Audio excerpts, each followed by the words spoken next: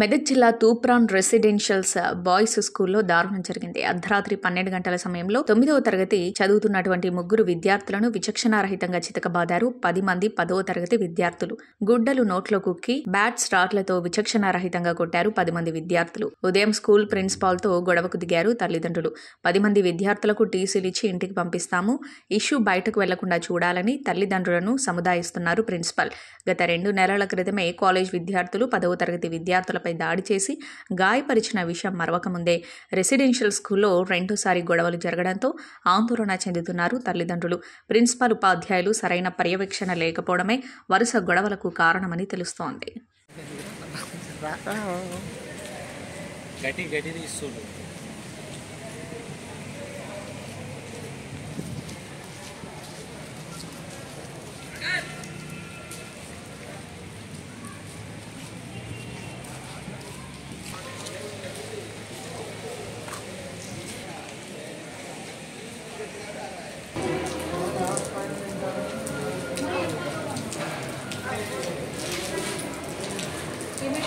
Improvement కాదు మీరు యువత చెడిపోతారు, మొత్తం ఆల్మోస్ట్ ఆల్ చెడిపోయారు.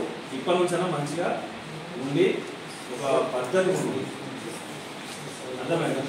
ఇంకొక 2 years అయితే మీరు ఇంట్లో చేస్తే మీ పేరు మీద రౌడీ షీట్ ఓపెన్ అయ్యేది, అర్థమైందా? రౌడీ షీట్ అంటే ఏదో కానీ అది ఓపెన్ అయిందనుకో మీ లైఫ్ అనేది ఉండదు, ఇక మీ జీవితంలో లైఫ్ ఉండదు. ఎక్కడ ఏ ఇన్సిడెంట్ జరిగినా మీ ఇంట్లోకి వచ్చి పోలీసులు వచ్చి అంత దూరం ఉంటుంది. అర్థం చేసుకొని ఎవరు తీసి వాళ్ళు తీసేసుకొని ఇళ్ళల్లో చదువుకుంటారా, ఎక్కడ చదువుకుంటారా, మీ ఇష్టమైన దగ్గర చదువుకొని ఫైనల్కి వచ్చి ఎగ్జామ్లో కండక్ట్ చేయాలి.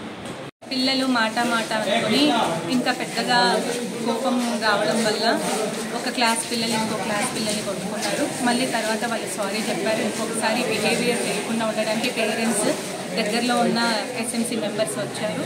పిల్లల మధ్య మళ్ళీ మంచి స్నేహభావం వచ్చే విధంగా, మరీ అల్లరి చేసి ఎక్కువ కోపంతో ఎదుటి పిల్లల్ని ఇలా రెచ్చగొట్టే విధంగా బిహేవ్ చేసిన పిల్లలకి పనిష్మెంట్ ఇవ్వాల్సిందిగా రిక్వెస్ట్ చేశారు. మేము టీచర్స్ కమిటీ అందరం ప్రిన్సిపల్ సార్ అధ్యక్షతగా చేయడానికి సిద్ధంగా ఉన్నాము. స్కూల్లో పిల్లలు క్షేమంగా ఉండడానికి స్కూల్ ప్రెస్టేజ్కి సంబంధించి మేము అన్ని రకాల కట్టుదిట్టమైన చర్యల గురించి తీసుకుంటాం. ప్లేసెస్ నుంచి వస్తారు, డిఫరెంట్ కుటుంబ నేపథ్యాలు ఉంటాయి. ఇంకొకసారి అట్లా అవ్వకుండా 100% ఒక్కొక్క ప్లేస్లో ఉంటుంది కదా సార్. అక్కడ నియర్ బై ఉన్న ప్లేసెస్, అక్కడ దూరం నుంచి వచ్చే కుటుంబ వాతావరణం కూడా ఉంటుంది కదా. డెఫినెట్గా చూద్దాం సార్. నెక్స్ట్ టైం అట్లా కాకుండా సార్ కాకుండా డార్మెంటర్లకు పిలిచి ఎందుకు కొడుతున్నారు అంటే అది అప్పుడు నేను ఇంటికి వెళ్ళక ముందు ఒక ఆయనని కింద వాడేసిన సెంటు కోసం వాడేసినందుకు నన్ను కొట్టిరు.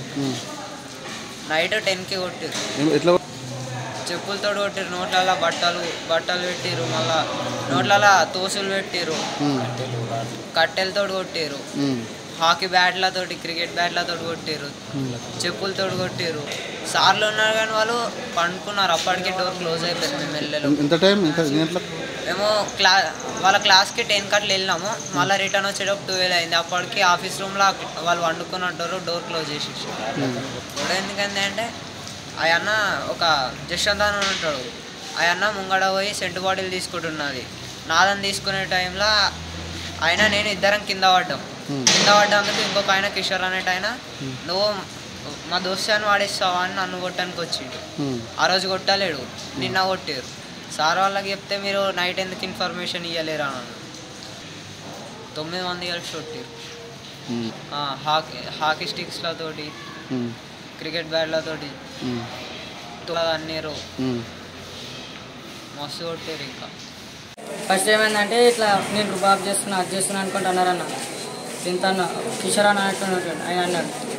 అయితే ఏం చేస్తున్నాను అది అంటే నేను నైట్ అయితే అజయాన్ని ఉంటాడు కదా, అజయాన్ని పిలిపిస్తా నైట్ అయితే పని అది అనుకుంటున్నారు.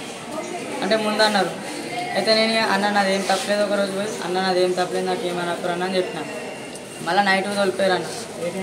నైట్ 10 గంటలకు అట్లా తోలిపోతే అన్న నాదేం తప్పలేదు అన్న, నేను ఏం అనలేను కానీ ఆయననే కొడుతుండు.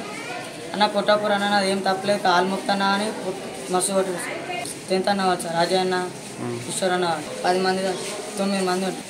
ఇట్లా సార్ మేము ఇట్లా తిరుగుతున్నాం అని రుబాబ్ చేస్తున్నాను సార్ వాళ్ళు ఉండే సార్ ఇలా నెక్స్ట్ డే ఉంటారు సార్ ఒక సార్ సురేష్ సార్ మ్యాథ్స్ చెప్తారు సార్ నెక్స్ట్ వాళ్ళైనా మరి గొడవ జరుగుతుంటే సార్ ఆయన ఉరితే నోట్లో బట్ట తీసుకున్నారు అది అనుకుంటా అన్నారు సార్ ఏ సార్లో చెప్తారా అది చెప్తారా సార్లో చెప్తే చంపేస్తాం అనుకుంటాను